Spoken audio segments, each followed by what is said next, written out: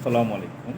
সুপ্রিয় দর্শক মণ্ডলী, ব্যারিস্টার আব্দুর রাজ্জাক তিনি হচ্ছেন বাংলাদেশ জামাত ইসলামের সাবেক জয়েন্ট সেক্রেটারি। আ ৬ জন জয়েন্ট সেক্রেটারি থেকে তার মতো তিনি একজন ছিলেন। তো তিনি কয়েক বছর আগে জামাত ইসলাম থেকে পদত্যাগ করেন। এবি পার্টি নামের একটি নতুন পার্টি গঠন করেছেন। তার চিফ অ্যাডভাইজার হয়েছেন। তিনি জামাত ইসলামের একজন আইনজীবী ছিলেন, ডিফেন্স আইনজীবী। অন্যতম একজন আইনজীবী ছিলেন, প্রধান আইনজীবী অর্থাৎ আমিরে জামাত শহীদ মাওলানা মতিউর রহমান নিজামী সহ শীর্ষ যে কয়জন জামাত ইসলামের নেতা ছিলেন তাদের পক্ষে ডিফেন্স আইনজীবী ছিলেন।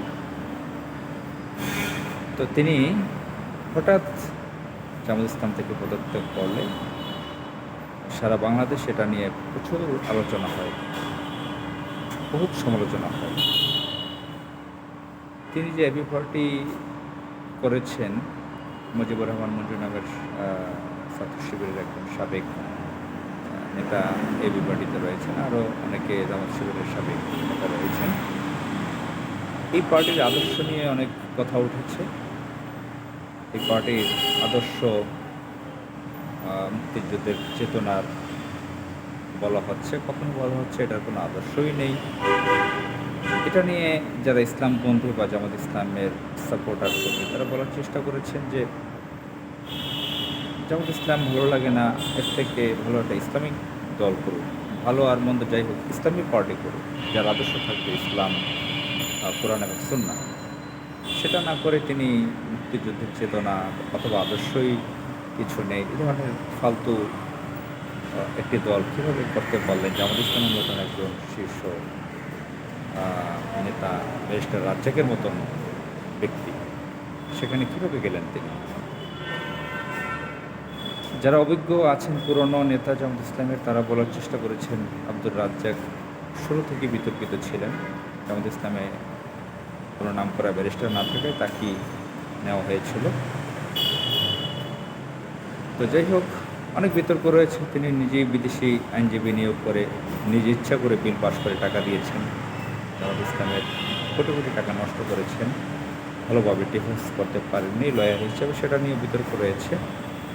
যাই হোক, তার ব্যক্তিগত সমালোচনা যাচ্ছে না। এখন যেটা হচ্ছে, একটি টপ নিউজ হচ্ছে দৈনিক প্রথম আলোতে গত রাতে দেখেছি, আজকে নয়াদিগন্তে দেখলাম একদিন পরে, তিনি গুরুতর অসুস্থ লন্ডনে।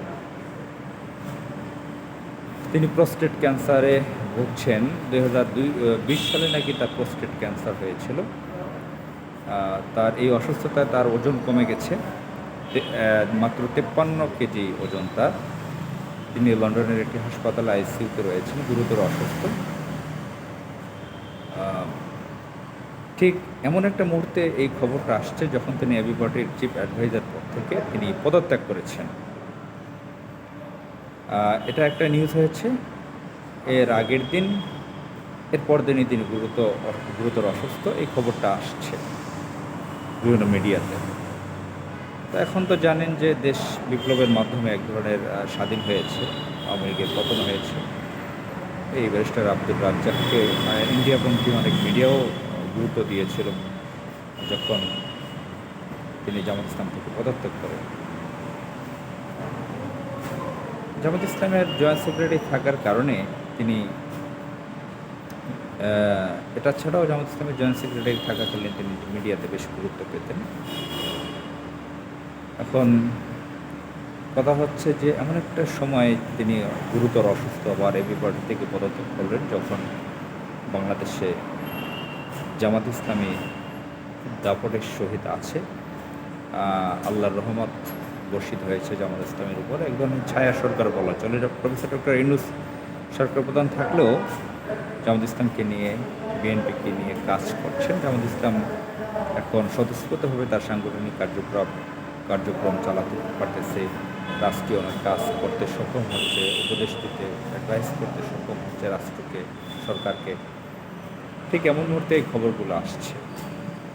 তো যাই হোক, মহান আল্লাহ তাআলা তাকে হেদায়েত দান করুক। তিনি কেন মুক্তিযুদ্ধের চেতনার কথা বলতে গেলেন, আবার জামাত ইসলামের নেতাদেরকে ক্ষমা চাইতে বললেন, তিনি অসুস্থ মানুষ সম্পর্কে কী আর বলবো।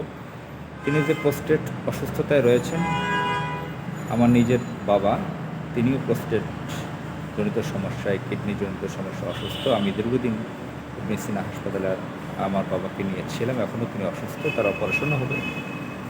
সেইম অসুস্থ তিনি, তবে আমার বাবার ক্যান্সারের রিপোর্ট এখনও পাইনি, সেটা ধরা পড়েনি, আল্লাহ যাতে না দেয়। এই ধরনের অসুস্থ মানুষ মহান আল্লাহর কাছে যদি ক্ষমা চান, কারণ ইসলামের কারণে ব্যারিস্টার রাজ্জাককে কোথাকার ব্যক্তি, তিনি কোথাকার, সিলেটে বাড়ি না কুমিল্লা বাড়ি, সেটা দেখার বিষয় ছিল না। জামাত ইসলামের কোটি কোটি মানুষ রাজ্জাককে চিনেছে, ভালোবেসেছে জামাত ইসলামের কারণে, ইসলামের কারণে। তিনি যদি ইসলামের কোনো ক্ষতি করে থাকেন, তার ভুল শুধরে ক্ষমা চাওয়া উচিত। অসুস্থ মানুষের দোয়া আল্লাহ কবুল করে, আল্লাহ তাকে সুস্থতা দান করুক। আমরা চাই তিনি ইসলামের পথে ফিরে আসুক আর তার সুস্থতা কামনা করি। আসসালামু আলাইকুম।